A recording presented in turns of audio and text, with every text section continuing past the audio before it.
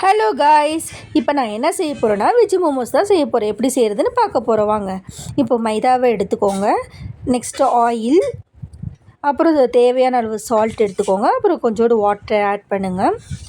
அப்புறம் நல்ல மாவை பசைஞ்சுக்கோங்க.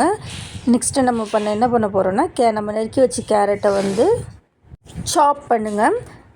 அப்புறம் கேபேஜ் அதுவும் சாப் பண்ணிடுவோங்க. அப்புறம் வந்து கேப்சிகம் அதுவும் நல்லா சாப் பண்ணிடுங்க. அப்புறம் வந்து பெரிய வெங்காயம் சாப் பண்ணிக்கோங்க.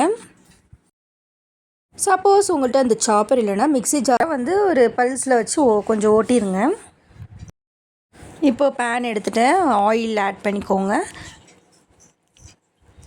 அப்புறம் நம்ம நறுக்கி வச்ச இஞ்சி பூண்டு அப்புறம் வந்து பச்சை மிளகாய் போட்டு ஒரு வதக்குங்க.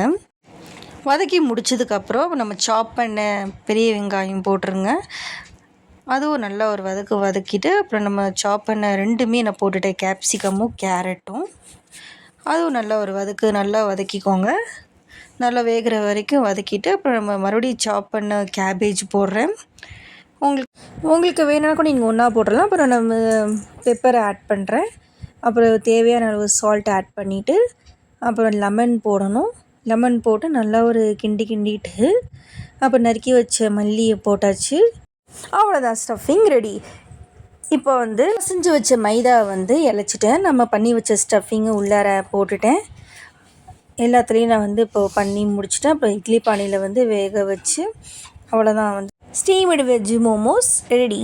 அதுமாரி ஆயிலில் போட்டு எடுத்தால் ஃப்ரைடு வெஜ் மோமோஸ் ரெடி. உங்கள் வீட்டில் ட்ரை பண்ணி பாருங்கள். பிடிச்சிருந்தா கமெண்ட் பண்ணுங்கள். மறக்காமல் சப்ஸ்கிரைப் பண்ணிடுங்க.